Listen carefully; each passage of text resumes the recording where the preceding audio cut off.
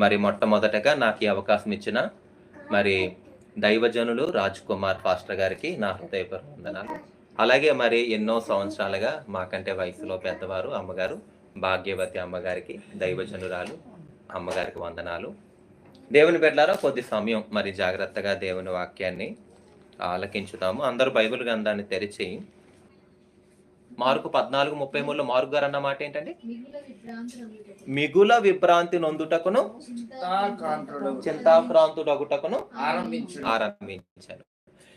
ఇక్కడ మత్తయ్య గారు అన్న మాట ఏంటంటే చింతాక్రాంతుడగుటకును మత్తయి 23:37 మత్తయి 26:37 నేను 23 అంటున్నాను 26:37 అది ఇక్కడ చూడండి తేడా గమనించండి.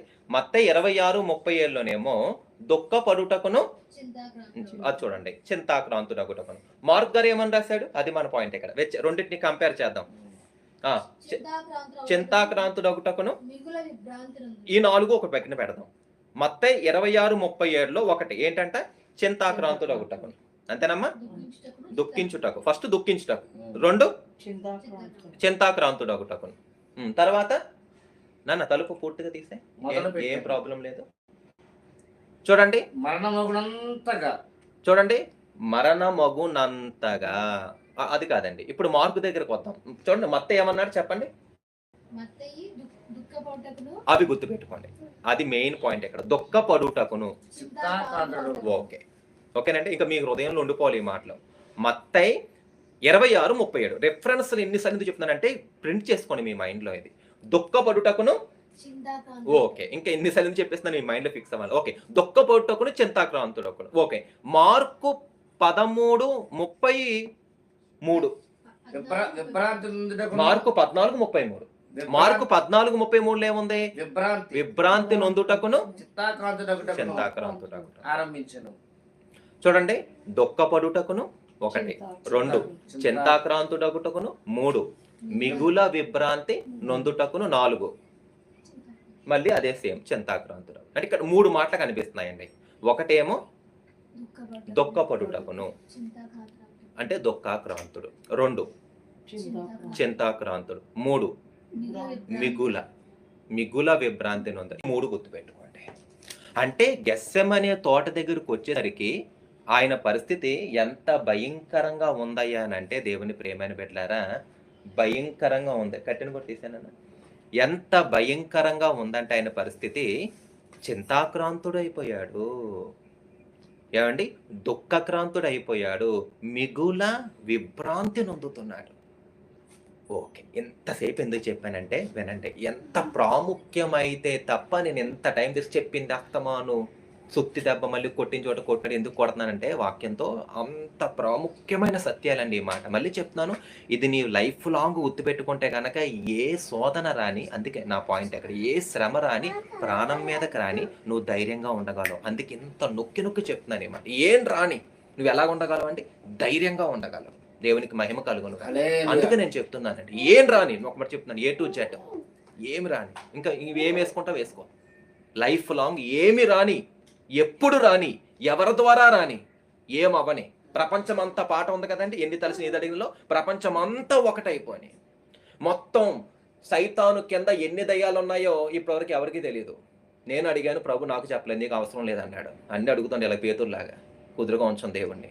ఎవరిని అడిగారు వరకు ప్రపంచం నాకు తెలియదు. నేను అడిగానండి ఎన్ని దయ్యాలు ఉన్నాయని. దేవుని నాతో చెప్పాడు, వద్దురా బాబు నీకు అనవసరం అది. ఓకే, దేవుని బిడ్డలారా, మొత్తం ఒకటి చెప్పాడు నాతో దేవుడు, కోట్ల దయ్యాలు ఉన్నాయన్నాడు. సంఖ్య చెప్పలేదు. సరేనండి, కోట్ల దయ్యాలన్నీ కూడా ఏవండి ఒక్కసారిగా మూకుమ్మడిగా మన మీదకి వచ్చినా కూడా మనం ఎలా ఉండగలమో తెలుసా? ఇప్పుడు పరిశుద్ధాత్ముడు, నేను ఎవరిని ఆయన మోసే గాడిదని, నా ద్వారా ప్రభు చెప్తున్న ఈ మాటలు నీ హృదయంలో గనక నువ్వు ఎక్కించుకోగలిగితే, హృదయంలో పదిలపరుచుకోగలిగితే, హృదయంలో పదిలపరుచుకోవడమే కాకుండా ధ్యానించుకోగలిగితే, ఆ సారాన్ని నువ్వు నీ ఆత్మలోకి తీసుకుని ఆ సారాన్ని పదిలంగా ఉంచుకోగలిగితే, నీ ఆత్మలో ఎలాంటి శ్రమ రాని, ఎప్పుడు రాని, ఎవరి ద్వారానైనా రాని,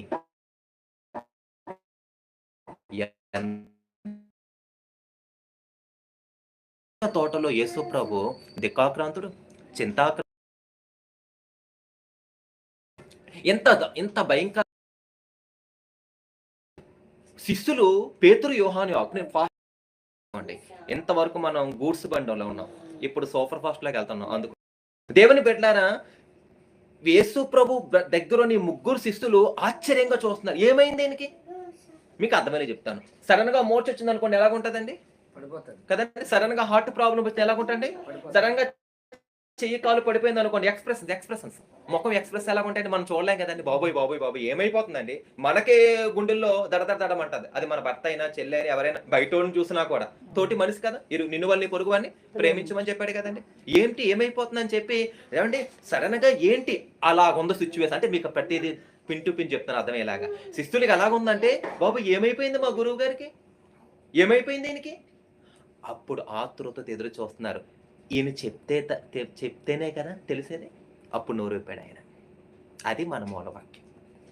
ఇది ఇంత సందర్భం. మత్తయి 26:38 మరణ మగునంతగా నా ప్రాణము బహు దుఃఖములో మునిగినది. అయ్యో! మన ప్రభువు. ఎంతగానంటండి? మరణ మగునంతగా అంట. ఎంత దుఃఖం అంట? బహు దుఃఖం. దేవుని ప్రియమైన బిడ్డలారా, అంత వేదన, అంత దుఃఖం. ఎప్పుడైనా అడిగారండి ప్రభువుని ఏంటో కారణం? ఎవరైనా అడిగారా? ప్రభువుని ఏంటి కారణమని? వాక్యం రోజు చదివేవాళ్ళు. ఏవండి? నేను అడుగుతూ ఉంటాను. ఎందుకు ప్రభువా? ఎందుకు ఇంత దుఃఖం? మామూలు దుఃఖమా? మరణమగునంత. ఎంత దుఃఖం? బహు దుఃఖం. అంటే చాలా. నేను అడిగాను దేవుని ఎందుకింత? ఎందుకింత? అంటే ప్రభు నాతో చెప్పాడు. వినండి జాగ్రత్తగా. దేవుని ప్రియమైన బిడ్డలారా, దానికి 2 కారణాలను చెప్పాడు దేవుడు నాతో. అది ఈరోజు చెప్పుకొని ముగించుకుందాం. ఇది మళ్ళీ చెప్తున్నాను.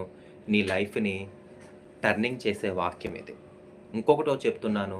మాట్లాడేది నేను కాదు. గాడిదనైనా వాడుకుంటాడు దేవుడు. దేవుడు మాట్లాడుతున్నాడు. మేమందరం ఎవరైనా దినకరన్ గారు అందరం సాధనాలమే. పెద్ద సేవకుడు, చిన్న సేవకుడు అని ఎవ్వరూ లేరు. అందరూ సేవకులే. అందరూ పనివాళ్ళమే. ఎవరినన్నా దేవుడు వాడుకుంటాడు. కాబట్టి వినేది మీరే. కానీ చెప్పేది దేవుడని గుర్తుపెట్టుకోండి. కాబట్టి ఒళ్ళు దగ్గర పెట్టుకొని వినండి. దేవుని ప్రియమైన బిడ్డలారా, ఎంతగా ఆయన దుఃఖపడ్డాడు అంటే నేనెంత వరకు నొక్కి నొక్కి చెప్పాను. సరే. ఇప్పుడు రెండో పాయింట్‌లోకి వెళదాం. ఎందుకు అంత దుఃఖపడ్డాడు? Second point. ఎందుకంత దుఃఖపడ్డాడు? ఎందుకంత నలిగిపోతున్నాడు? ఎందుకంతగా వేదన? ఎందుకంత చింత? ఎందుకంత విభ్రాంతి నొందుతున్నాడు? 2 కారణాలు. నాణానికి అటు ఇటు ఉన్నట్టు. బైబిల్ రెండంచెల వాడిగల ఖడ్గము కంటే పదునైందని హెబ్రీ 4:12లో ప్రభు చెప్పినట్టు. ఒక అంచు చెప్తున్నాను ఫస్ట్ వినండి. ఒక అంచు ఏంటంటే ఇంకొన్ని గంటలలో వండర్‌ఫుల్ లవ్.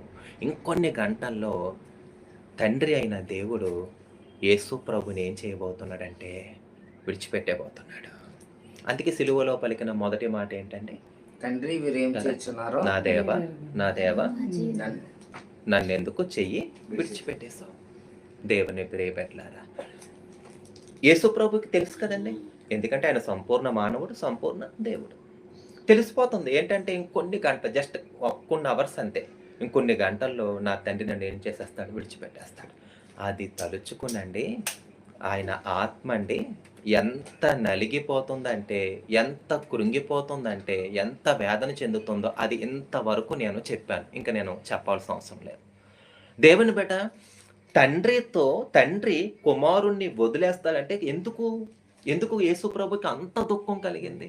నేను అడిగానండి ప్రభుని. దయచేసి గుర్తుపెట్టుకోండి బిడ్డలారా. ఈ మాటల వెనకాల ఎన్ని రాత్రులు నేను ఏవండి ఏమనాలి? పిచ్చోడు అనాలా? లేకపోతే ఏమంటారు? నాకు నేను చెప్పుకొని అనుకున్నాను. దేవుడు ఆత్మతో చెప్తున్నాను నేను. నాకు నేను కాదు. గొప్పతనం అంతా అయింది.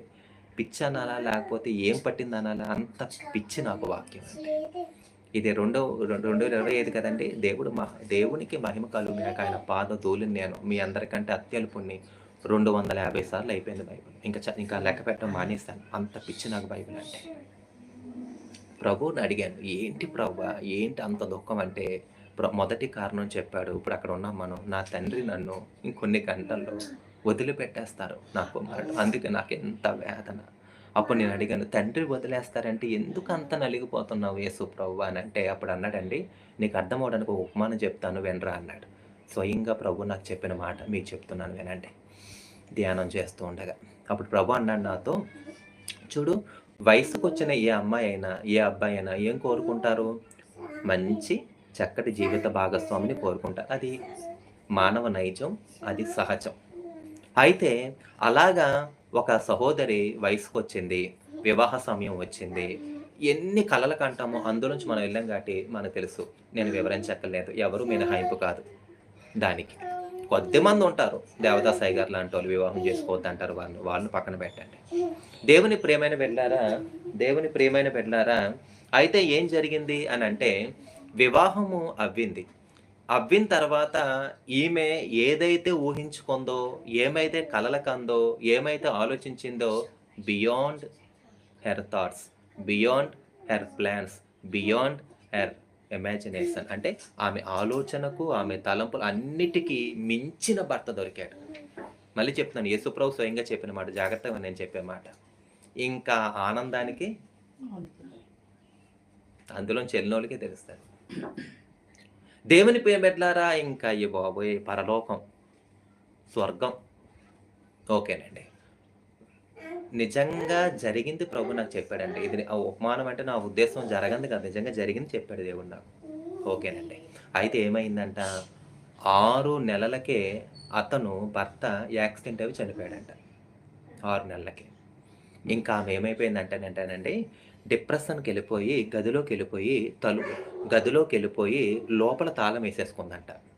తాళమేసేసుకొని కానీ ఏంటంటే చచ్చిపోవడానికి ధైర్యం చాలడం లేదంట. ఎందుకనంటే వాళ్ళ అమ్మ, నాన్న కోసం ఈ అమ్మాయికి బాగా తెలుసు. ఈ అమ్మాయి అంటే పిచ్చి. మనకు తెలుసు మనం తల్లిదండ్రులం. మనం పాపని, మన బిడ్డల్ని ఎంత ప్రేమిస్తామో. పైగా తండ్రి ఆడబిడ్డని ఎక్కువ ప్రేమిస్తాడంటారు. అది నేను తండ్రిని అవ్వాక నాకు పాప పుట్టాక నాకు తెలిసింది. ఆ మాట ఎందుకంటే నిజమే తండ్రికి పాప అంటే చాలా ఇష్టం. అది నాన్న విన్న వాళ్ళందరికీ తెలుసు. నిజమేనండి. నాన్న గుర్తొస్తున్నాడంట. ఇప్పుడు నేను గనక మా ఆయన చచ్చిపోయాడని నేను చచ్చిపోతే, మా నాయన చచ్చిపోతాడు. ఎలాగా? నేను విధవరాలినయిపోయాను. ఆ బాధ నాకు తెలుసు. చూడండి ఈవిడి మైండ్ ఎంత మంచి మనసో. నేను విధవరాలినయిపోయాను. ఇప్పుడు నేను గనక చచ్చిపోతే నా తల్లిని నేనేం జేస్తాను? విధవరాలిగా చేస్తాను. ఎందుకంటే నేను చచ్చిపోతే నా తండ్రి కూడా ఏమైపోతాడు? చచ్చిపోతాడు. నాకు తెలుసు ఆ విషయం. అంత పెనవేసుకుంది బంధం. నాకు తెలుసు కదా! చెప్తున్నాను కదా చిన్నప్పటి నుంచి. నాన్నకి నేనంటే ఎంత పిచ్చో. కాబట్టి నేను అనుభవిస్తున్న బాధ హెడ్స్ ఆఫ్ ఆవిడ అంత మంచి మనసు కలిగిన వ్యక్తి. ఓకేనండి. నా తల్లి అనుభవించకూడదు. నాలాగా నా తల్లి భర్తను కోల్పోకూడదని చెప్పి గుండెను రాయిగా చేసుకొని తను చచ్చిపోకుండా నిలబడింది. కానీ ఇంకా డిప్రెషన్ తట్టుకోలేక తలుపేసేసుకుంది. ఒక్క మాట అంది. ఎవరైనా గనక తలుపు బద్దలు కొట్టారని చూస్తే ఖచ్చితంగా నేను చెప్తున్నాను. నా కోసం మీకు తెలుసు కదా నేను ఎంత మొండిదాన్నో. ఇదిగో ఉరి కూడా రెడీగా ఉంది చూసుకోండి చచ్చిపోతాను. కానీ ఎందుకు బతికానంటే నీకు మాటిస్తాను. అలాంటి ప్రయత్నం చేయను. ఎందుకంటే నాన్న కోసం. కానీ ఒకటి మాత్రం చెప్తున్నాను. మీరు గనక ఏమైనా తలుపులు కొట్టి రావాలని చూస్తే ఖచ్చితంగా చచ్చిపోతానని చెప్పింది. అమ్మ నువ్వు బతికుంటే చాలు. ఇలా దండం పెట్టేసి నువ్వు బతికుంటే చాలు. నువ్వు బతికుంటే చాలు. నువ్వు మా కళ్ళకి కనిపిస్తే చాలు. మాకేం అక్కర్లేదు. నువ్వు ఆ గదిలోనే ఉండు. అయితే ఒక్క రిక్వెస్ట్. ఈ కిటికీలోంచి పంపిస్తాము. మదన్న మాకు చెప్పు. లేకపోతే చచ్చిపోతావు కదా! ఏమీ లేకపోతే సరే పంపించండి. ఇష్టమైతే తింటాను లేకపోతే సరే మొత్తానికి తిను. నీకెప్పుడు తినాలనిపిస్తే మేము పంపిస్తాం. సరే నాన్న. ఇంక ఇలాగండి 3 ఏళ్ళు అయిపోయింది. నిజంగా జరిగింది కదండీ ఇది. 3 ఏళ్ళు అవ్విందండి. 3 సంవత్సరాలు అవ్విన తర్వాత జరిగిన సంగతి ఏంటంటే దేవుని బిడ్డలారా, 3 ఏళ్ళు అవ్విన తర్వాత వాళ్ళ పెదనాన్న ఎంత లేదన్నా ఒక్కొక్క టైంలో కొంచెం మత్తు ఎక్కువగా ఉండి, ఎప్పుడైనా ఆ పాప బాగా మత్తుగా ఉండి ఎప్పుడు పడుకుంటాదని ఎదురు చూస్తున్నారు. అంటే ఏం చేద్దామని అప్పుడైనా కొంచెం తలుపులేమైనా కొడదామని. అయితే 3 ఏళ్ల వరకు ఆమె అలాగే ఉందండి. అంటే ఆఫ్‌కోర్స్ నిద్రపోయింది గానీ పై నిద్రే. ఇంక చివరికి ఏమైందో తెలీదు కానీ 3 ఏళ్ళైన తర్వాత ఆ పిల్లకి అంత మత్తు ఎలాగొచ్చిందో తెలీదు కానీ మత్తుగా నిద్రపోయిందంట ఏదో తాగినట్టు. అనుకున్నారంటే ఇదే మంచి ఛాన్స్ రా అని చెప్పి మెల్లగా ఏదో రీతిగా తలుపు బద్దలు కొట్టేసి సౌండొచ్చినా కూడా సౌండ్ మొత్తం లేసిపోయింది. అప్పటికల్లా తలుపు బద్దలైపోయింది. ఏమైందంటే దేవుని బిడ్డలారా నిజంగా జరిగిన కథండి. పెదనాన్న కొట్టారంట తలుపు. ఎనకాల చేసిందంతా నిర్వాకం పెదనాన్న. వచ్చి ఆ పెదనాన్న ఆమెని కొంచెం ఫోర్స్‌గా బయటికి తీసుకొచ్చి, "అమ్మ ఇప్పటికి 3 ఏళ్ళు అయిపోయింది. మేము ఇంత సాహసం ఎందుకు చేశామంటే, ఇంక నిన్ను ఇలాగ వదిలేస్తే నువ్వు కూడా ఏమైపోతావు ఇంకా? ఖచ్చితంగా చచ్చిపోతావు.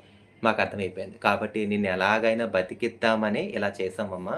కాబట్టి మమ్మల్ని అర్థం చేసుకో" అంటూ ఇంకొక మాట అన్నాడంట. ఏమన్నాడంట, "అమ్మ 3 ఏళ్ళు అయిపోయింది. ఇంకొక వ్యక్తిని నువ్వు పెళ్లి చేసుకొని" అనగానే అంట పెదనాన్న లాగిపెట్టి కొట్టి పెదనాన్న కాళ్ళు మీద పడిపోయిందంట. పడిపోయి, పెదనాన్న దయచేసి నన్ను క్షమించు. ఎప్పుడైతే నువ్వు మరొక వ్యక్తి అన్నావో నేనేం చేయలేకపోయాను? భరించలేకపోయాను. ఎందుకంటే పెదనాన్న నా స్థానంలో నువ్వుండి, ఒక ఆడదానిగా నువ్వు పుట్టి, నా స్థానంలో ఉండి, నా భర్త నీకు భర్తగా దొరికుంటే, నా భర్త లాంటి వ్యక్తితో నువ్వు ఒక 6 నెలలు కాపురం చేస్తుంటే నీకు తెలుత్తును పెదనాన్న. నేను చెప్పలేను పెదనాన్న. నేను ఊహించుకోలేను. అంత అంటారు కదా! నూటికో కోటికో అంటారు చూసారా? అలాంటి వ్యక్తి దొరికాడు పెదనాన్న. వాడు పనికిమాలినోడు, తాగుబోతు, తిట్టుబోతయితే మీరు అంత ప్రయాసపడక్కర్లేదు. నేను మర్చిపోవడానికి ప్రయత్నం చేద్దును పోయాడని చెప్పి. కానీ అవకాశమే లేదు. అంత ముత్యం అని ఏడుస్తుందంట పెదనాన్న గట్టిగా పట్టుకొని. నాకిది చెప్పాడు దేవుడు. జరిగిన చెప్పి ఏమర్థమైందిరా అన్నాడు. హల్లెలూయా! హల్లెలూయా. ఏమర్థమైందా అన్నాడు. మీరే చెప్పండి ప్రభు అన్నాను. కుమారుడా ఎంతకాలం కాపురం చేసింది అన్నాడు ప్రశ్నలు. 6 నెలలు ప్రభువా అన్నాను. దేవునికి స్తోత్రం. హల్లెలూయా. 6 నెలల కాపురం తర్వాత ఏమైంది? చచ్చిపోయాడు ప్రభువా. భర్త చనిపోయాడు. వేరైపోయారు. ఇద్దరు దూరం అయిపోయారు. కుమారుడా కేవలం 6 నెలలు కలిసున్న వ్యక్తి వినండి పాయింట్. ఇదే పాయింట్. 6 నెలలు కలిసున్న వ్యక్తి దూరం అయిపోతేనే ఆవిడ ఏం చేయలేకపోయిందండి? తట్టుకోలేకపోయింది. ఇదండి పాయింట్. మీకు అర్థమైంది? అర్థమైందా? అర్థమైంది ప్రభు. బిడ్డ నీకు ఇంత విపులంగా జరిగిన కథ ఎందుకు చెప్పాను తెలుసా? ఎక్కడ జరిగింది అదంతా అనవసరం, పేర్లు వద్దులే గాని ప్రభు అన్నాడు. పేర్లు వద్దు, జరిగిన ఊర్లు నన్ను మాట అడగద్దు, వదిలేసే. కానీ నిజంగా జరిగింది. ఇలాంటిది ఒకటే కాదు, చాలా జరిగినాయి. ఇలాంటివి చాలా ఉన్నాయి. ఒకటి చెప్పాను అంతే. దీన్ని బట్టి ఏమర్థం అవుతుందిరా? ఒక చచ్చిపోయినవాడు ఎవరో మట్టోడు. ప్రభు చెప్పిన మాటలండి. చచ్చిపోయిన వ్యక్తి మట్టోడు, ఒట్టోడు. కొంతసేపు కనబడికి అంతలో మాయమైపోయేవాడు. చూడండి 6 నెలల్లో మనిషి మనిషేనండి. ఇదంతా ప్రభు చెప్పిన మాట. మనిషి మనిషే కుమారుడా. మనిషిలో ఖచ్చితంగా ఏముంటది? మరణం. లోపం అంటే తప్పు. 6 నెలలు ఏం చేశాడు మనోడు? మేనేజ్. యేసుప్రభు చెప్పిన మాటలు ఇవన్నీ మేనేజ్ చేస్తాడు. కోపమో, గర్వమో, ఏదో ఒకటి ఎందుకంటే పాప నైజం కదండి. పాప నైజం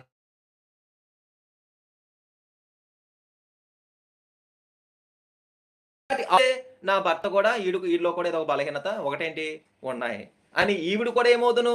బాధపడుదును, నొచ్చుకుందును. నా మాట అర్థమైందా? అంటే ఏమంటున్నాడు దేవుడు? ఒక బలహీనుడైన వ్యక్తి, కొన్ని బలహీనతలతో ఆవరించబడిన వ్యక్తి, ఒక మట్టివాడు, ఒట్టివాడే దూరం అయిపోతే ఈవిడ అంతగా నలిగిపోతుంది. మరి నా తండ్రి విషయం ఏంటి? నా తండ్రి ఎవరు? పరిపూర్ణుడు. హల్లెలూయా. నా తండ్రిలో కంపారిజన్ అర్థమైందా? నా తండ్రిలో చెప్పండి, ఏ లోపము లేదు. హల్లెలూయా. అనంతుడు, ఉన్నవాడు, అనువాడికి చెప్పుకుంటూ పోండి. రోసం కలిగిన వాడు, పరిశుద్ధుడు. యుగ యుగాలు నా తండ్రిని కోటాను కోట్ల దూతలు ఏం చేస్తున్నారండి? ఆరాధిస్తున్నారు, కొనియాడుతున్నారు. ఎంత పరిశుద్ధుడు మాట ఎందుకు వాడారండి? ఇంకేమీ దొరకలేదా దేవునికి ప్రకటన గ్రంథంలో? పరిశుద్ధుడు అని ఆరాధన, చాలా ఆరాధన ఉందండి. కోకొలల ఆరాధన ఉంది. అందుకని ఈ మాట ఎందుకు వాడుతున్నారు దేవతలు? పరిశుద్ధుడు. అది 3 సార్లు. అంటే ఆయన అంతా పరిశుద్ధుడు. ఊహించలేని పరిశుద్ధుడు, వర్ణించలేని పరిశుద్ధుడు. ఎంత పరిశుద్ధుడు అన్న దేవదూతలకి తనివి తీరడం లేదు. అంత పరిశుద్ధుడైన తండ్రి నన్ను, అంత సంపూర్ణుడైన తండ్రి నన్ను, అంత గొప్ప తండ్రి నన్ను, అంత ఉన్నవాడు అనువాడైన తండ్రి నన్ను, సైన్యములకు అధిపతియగు తండ్రి నన్ను విడిచిపెట్టేస్తున్నాడు. అర్థమైందండి కంపారిజన్? భర్త లోపిష్ఠుడు, బలహీనుడు, మట్టివాడు, వట్టివాడు, కొన్ని చెడుతనం కూడా నిండి ఉన్నవాడు. అలాంటోడు దూరం అయితేనే ఆమె పరిస్థితి అలాగుంది. నా తండ్రి ఇటువంటి ఆయన, అంత గొప్ప తండ్రి నన్ను వదిలిపెట్టేస్తే మరి నా పరిస్థితి ఎలాగుంటుంది? దేవుని స్తోత్రం చెప్పాలి. అర్థమైందండి మీకు బాగా? ఎంత గొప్ప ప్రేమ, ఎంత గొప్ప ప్రేమ దేవుని పెట్టారా. ఇంకొక మాట చెప్పాడు. ఎంతకాలం కలిసి ఉన్నారు ఆ భార్య భర్తలు? 6 నెలలు. 6 నెలలు. కేవలం 6 నెలల బంధము విడిపోతేనే ఆవిడ అంత డిప్రెషన్‌కి వెళ్ళిపోయి పిచ్చెక్కిపోయింది. చచ్చిపోదాం అనుకుని నిర్ణయంలోకి వెళ్ళిపోయింది. మరి ఇప్పుడు చెప్పు, నాకు తండ్రికి ఉన్న బంధం చెప్పలేనిది. కదండీ! ఒక్క వచనం చాలండి, గుర్తుపెట్టుకోండి. యోహాను 10:30. యోహాను 10:30. ప్రభు అంటారు, నేను తండ్రి ఏకమై ఉన్నాము. ఆ ఒక్క వచనం చాలు. నేను తండ్రి ఏమై ఉన్నాం?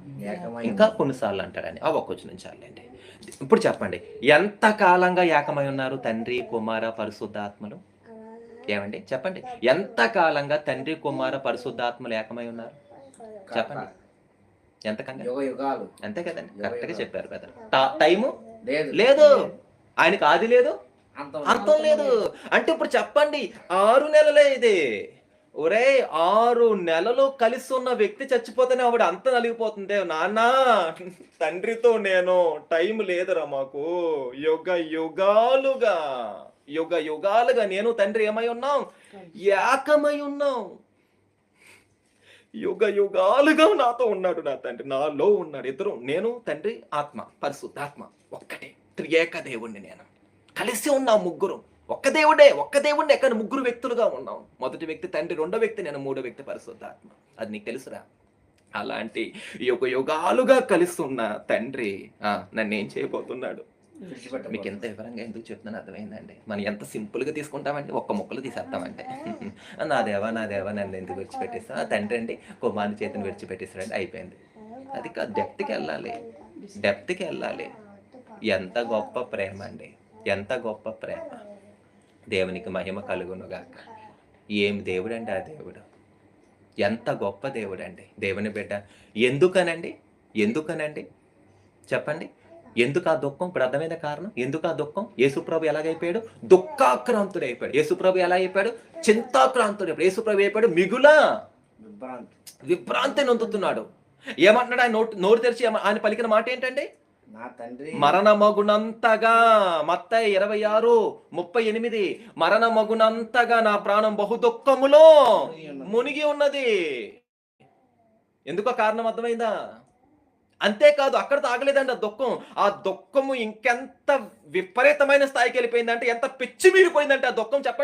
చెప్పండి అమ్మా, ఆ దుఃఖం ఎంత పెచ్చిమీరిపోయిందంటే, ఆ దుఃఖం ఎంత ఎల్లలు దాటుకుని వచ్చిందంటే ఎలా చెప్పగలం? ఆ దుఃఖం ఎంత ఆకాశాన్ని అంటిందంటే, మానసిక వేదనకు గురైనప్పుడు అతడి యొక్క మెదడు నరాలు ఏమైపోతాయంటంట? చిట్లిపోతాయంట, పగిలిపోతాయంట. అప్పుడు చెమట ఎలాగొస్తుందంట? రక్తంగా. అంటే యేసు ప్రభు చెప్పండి ఏమైపోయాడండి?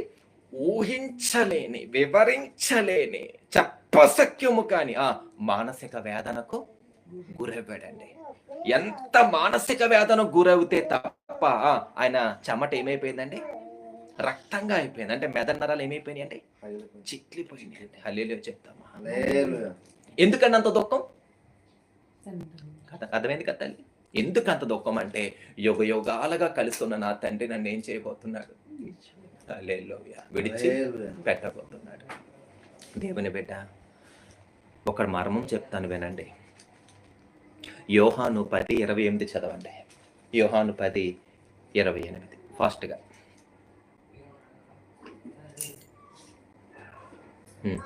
వాటిని నాకు ఇచ్చిన తండ్రి, వాటిని అంటే గొర్రెలండి. వాటిని నాకు ఇచ్చిన తండ్రి నాకంటే అందరికంటే గొప్పవాడు కనుక, అందరికంటే గొప్పవాడు గనుక నా తండ్రి చేతిలో నుండి వాటిని అపహరింపలేడు. ఆమేన్ చెప్తారండి. ఆమేన్. దేవునికి మహిమ కలుగునుగాక. ఏంటంటే వాటిని గొర్రెలు మనమేనండి. యేసుప్రభు అన్నాడు మన గురించి, తండ్రి చేతుల్లో మనం ఉన్నామంట. ఇది అద్భుతమైన మాట అండి. కాబట్టి ఎవ్వడూ మనల్ని ఏం చేయలేడంట? అపహరించలేడంట. మనంగా బయటకు వెళ్తే తప్ప.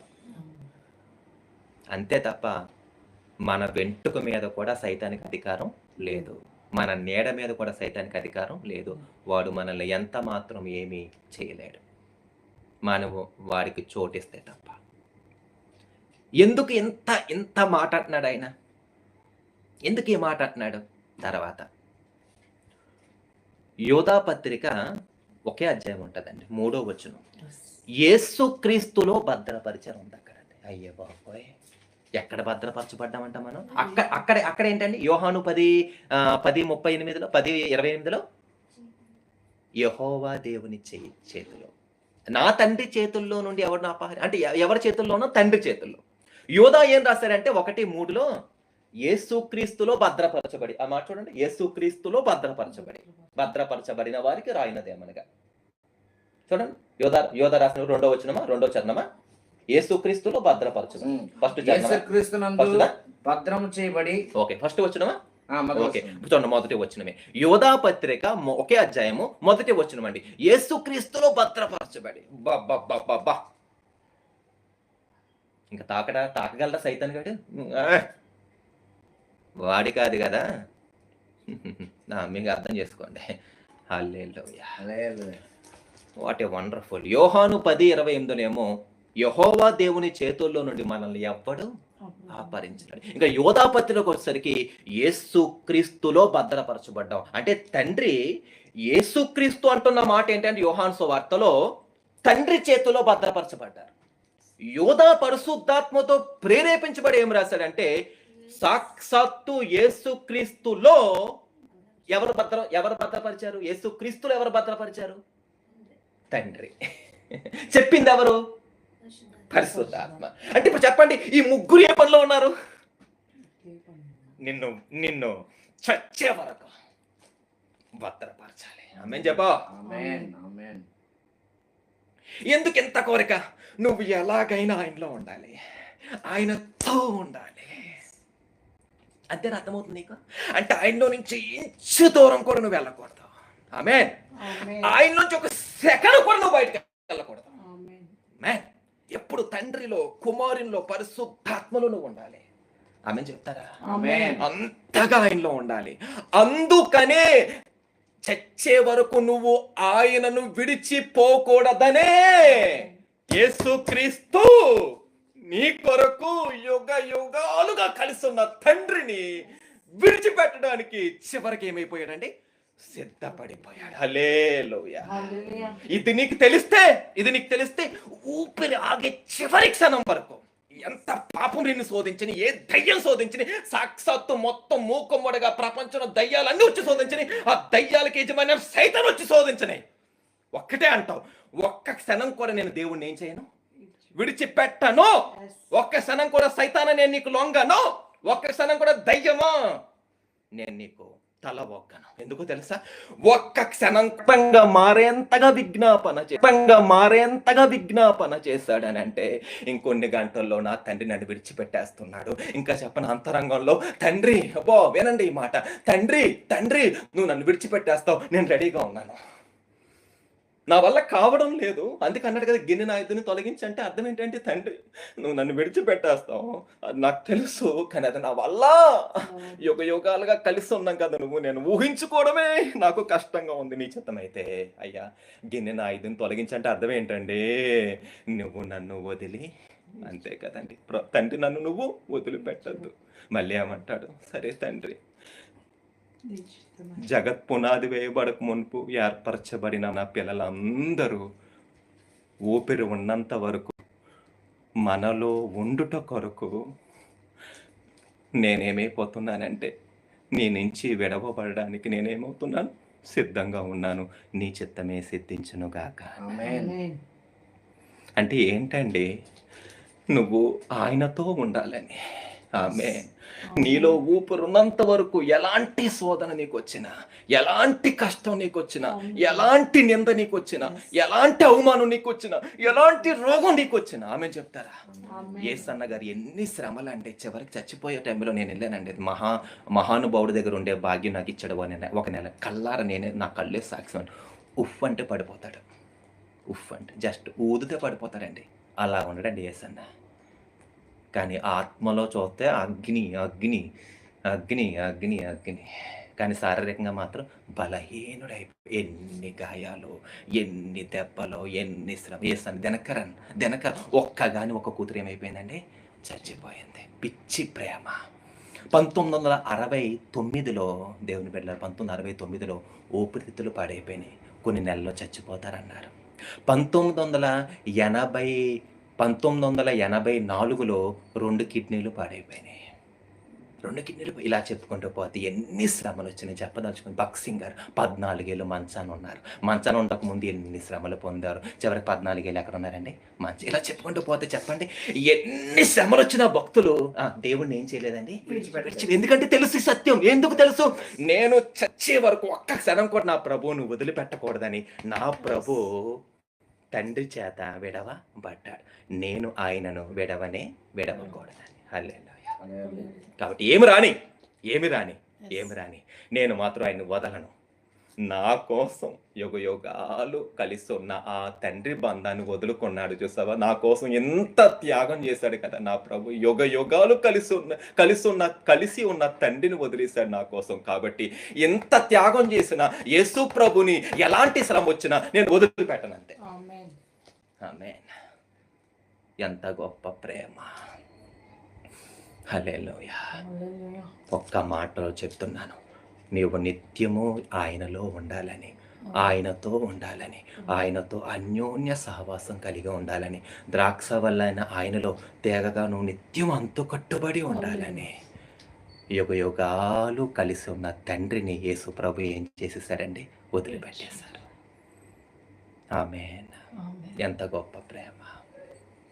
దేవునికి మహిమ కలుగును గాక. ఒక యాంగిల్ చెప్పానండి, ఇంకో యాంగిల్ చెప్పి ముగించేస్తాను. ఇంకా ఎక్కువసేపు తీసుకోలేండి. ఇంకో యాంగిల్ ఏంటంటే, ఒక అంచు చెప్పాను, ఇంకొక అంచు చెప్తున్నాను, ముగించేస్తాను క్లుప్తంగా. ఇంకో కారణం కూడా ఉందని చెప్పాను కదా. ఒక కారణం చెప్పాను, ఇంకో కారణం ఉందని చెప్పాను కదా. ఇంకో కారణం ఏంటంటే నాకు ప్రభు దర్శనం చూపించాడంటే, గెత్సెమనే తోటలోకి ఎంటర్ అవ్వగానే యేసు ప్రభు అండి ఇలాగన్నారు. ఇది మైండ్ కదా, ఇలాగన్నారు. అంటే మైండ్ తలుపులు తెరిచినట్టు నేను స్పష్టంగా చూపించాను. దర్శనం చూపించాడు ప్రభు నాకు ఇలాగని. అప్పుడు మంచి యవనంలో ఉన్నాను. యవనులు దర్శనం చూచుదరని చెప్పారు కదా, అలాగా దర్శనం చూపించాడు. ఇలా తెరిచారు ప్రభు. తెరవగానే అండి వినండి, మన అందరి ఏ టు జెడ్ సర్వ మానవాళి అందరి మానసిక వేదన ఆయన అరికాల నుంచి ప్రవహించుకుంటూ వచ్చి ఎక్కడ ఒత్తిడి కలగజేసిందంటే మెదడు మీద. అప్పుడు మెదడు నరాలు ఏమైపోయినాయండి? చిట్లిపోయినాయి. ఒక కారణం ఏంటంటే తండ్రి వదిలిపెడతాడని దుఃఖం. మరొక కారణం ఏంటంటే మనందరి ఆయన మానసిక వేదన కాదు అది. ఎవరి మానసిక వేదన? మనందరి మానసిక వేదన ఎవరి మీదకి వెళ్ళింది? ఆయన మీదకి వెళ్ళింది. దాంతో ఆయన నరాలు ఏమవ్వలేకపోయా నరాలు దానికి ఆ వేదన తట్టుకోలేకపోయాయి. నిమిషం కాదు, ప్రతి సెకండ్కి అనేక మంది ఏమైపోతున్నారండి? ఆత్మహత్య చేసి చచ్చిపోయి. చెప్పండి ఏంటండి కారణం? ఒక్క మాట చెప్పండి చాలు నాకు. ఒక్క మాట. సమస్య మానసిక వేదన. అంతేనే తల్లి? మానసిక వేదన. కారణం ఏదైనా కావచ్చు. కారణం రోగం కావచ్చు, అప్పు కావచ్చు, శాడిస్ట్ భర్త కావచ్చు, సైకో భార్య కావచ్చు, ప్రియులను కోల్పోవడం కావచ్చు, ఇల్లు దివాలా చేసే పరిస్థితి కావచ్చు, పరువు పోవడం కావచ్చు, కాళ్ళు చేతులు విరిగిపోవడం కావచ్చు, కోర్టు కేసులు కావచ్చు, భయంకరంగా చేతబడులు పెట్టడం, ఏదైనా కారణం కావచ్చు, దీర్ఘకాల సమస్య కావచ్చు. ఒక్కటే ఏంటండి కారణం? మానసిక వేదన. ఇప్పుడు చెప్పండి, మానసిక వేదన తట్టుకోలేక అనేక మంది అన్యులు ఏం చేస్తున్నారండి? ఆత్మహత్య చేసుకుని చచ్చిపోతున్నారు.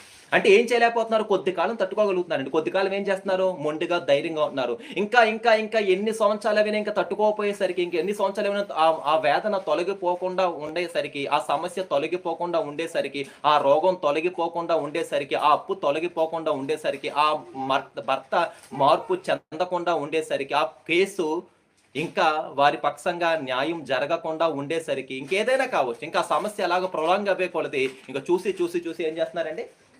చెప్పండి, ఆత్మహత్య చేసుకుని చచ్చిపోతున్నారు. ఇప్పుడు చెప్పండి, ఒక ప్రశ్న అడుగుతాను. అన్యులకి ఎక్కువ శ్రమలా, మనకి ఎక్కువ శ్రమలా? మనకే. సూటుగా మాట్లాడదాం, మనకే. అందులో ఎటువంటి సందేహం లేదు. ఇప్పుడు చెప్పండి, అన్యులేమో చచ్చిపోతున్నారు, లేదా ఒకలాగా డిప్రెషన్ అయిపోతున్నారు, ఇంకా బతికున్నా చచ్చినట్టుగా ఉంటున్నారు. అవునా కదండి? కానీ మన సంగతి ఏంటి మరి? వాళ్ళకంటే మనకి ఎక్కువ శ్రమలు కదా, మనం ఎలా నిలబడగలుగుతున్నాం? అదే విజయ రహస్యం. ఆమేన్. ప్రభుకి తెలుసు అండి. ఏమని తెలుసు? నువ్వు పుట్టక ముందే చెప్పు, ఎన్ని శ్రమల గుండా నువ్వు వెళ్ళాలో తెలుసు, ఏ రోగాల గుండా వెళ్ళాలో తెలుసు, ఏ ప్రమాదాలు జరుగుతాయో తెలుసు, ఏ వ్యక్తుల ద్వారా నువ్వు ఇబ్బంది పడతావో తెలుసు.